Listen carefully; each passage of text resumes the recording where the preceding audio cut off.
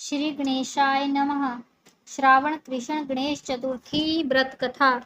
ऋषिगण पूछते हैं कि हे स्कंद कुमार जी, गरीबी, शोक, कोढ़ आदि से अपाहिज, शत्रुओं से सताया हुआ, राज्य से निकाला गया राजा, सर्वदा दुखी रहने वाले, विद्या रहित, संतान रहित, घर से निकाले गए व्यक्तियों, रोगियों तथा अपनी भलाई की इच्छा रखने वाले पुरुषों को क्या उपाय करना चाहिए जिससे उनका भला हो और ऊपर कहे गए कष्टों से मुक्ति मिले? यदि ऐसा कोई उपाय आप जानते हो तो उसे बतलाइए।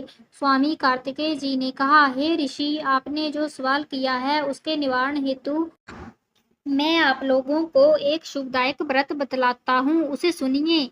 इस व्रत को करने से पृथ्वी के समस्त प्राणी सारे कष्टों से छूट जाते हैं। यह व्रत पुण्य देने वाला तथा मनुष्यों को समस्त कार्यों में सफलता दिलाने वाला है। विशेषतया महिलाओं को इस व्रत करने से सौभाग्य एवं संतान की बढ़ोतरी होती है। यह व्रत धर्मराज युधिष्ठिर ने किया था। पहले समय में जब धर्मराज राज्य को छोड़कर अपने भाइयों के साथ वन में चले गए थे, तब उस वनवास के समय में भगवान श्री कृष्ण ने उनसे कहा था। युधिष्ठिर ने अपने कष्टों के निवारण हेतु जो प्रश्न श्री कृष्ण जी से किया था, उस कथा को आप सुनिए।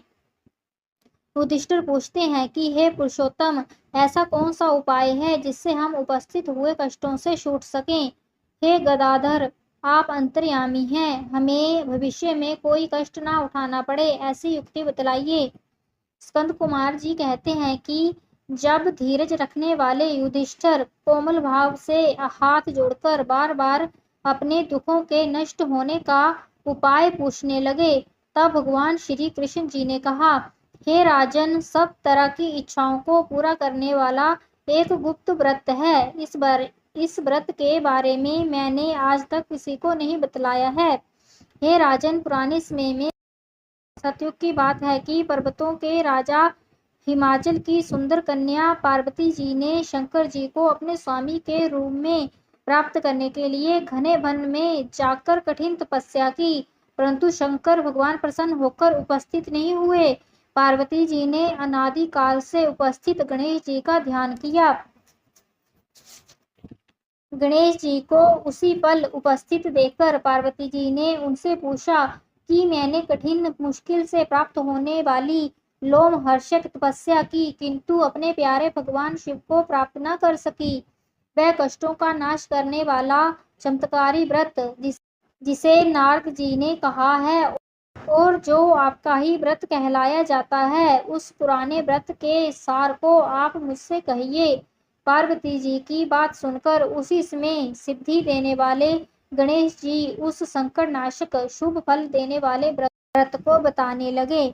गणेश जी ने कहा, हे माता, अत्यंत पुण्य को देने वाला तथा समस्त कष्टों को दूर करने वाले इस व्रत को कीजिए। इसके करने से आपकी सभी इच्छाएं पूरी होंगी और जो पुरुष इस व्रत को करेंगे उन्हें भी सफलता प्राप्त होगी। हे पार्वती जी, श्रावण मास की कृष्ण चतुर्थी की रात में चंद्रमा के निकलने पर पूजन करना चाहिए।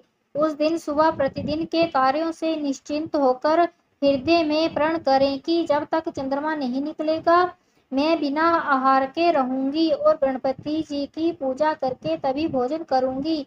इसके पश्चात सफेद तिल वाले जल से नहाएं।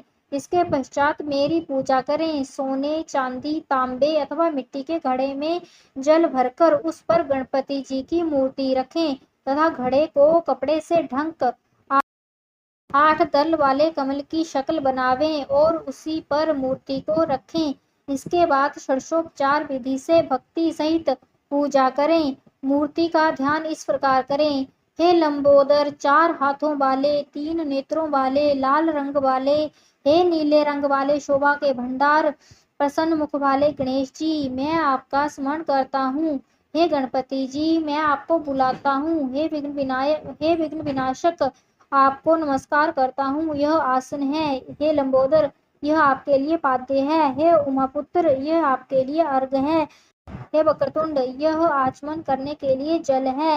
हे शंकर सुवन, यह आपके स्नान के लिए जल है। हे शूर्पकर्णा, ये आपके लिए वस्त्र है। हे विघ्न विनाशक, यह आपके लिए पुष्प हैं। हे कुब्ज, यह आपके लिए यज्ञोपवीत है। हे गणपति, यह आपके लिए रोली चंदन है। हे विकट, यह आपके लिए धूप बत्ती है। हे वामन, यह आपके लिए दीपक है। हे एकदंत, यह आपके लिए लड्डू का भोग है।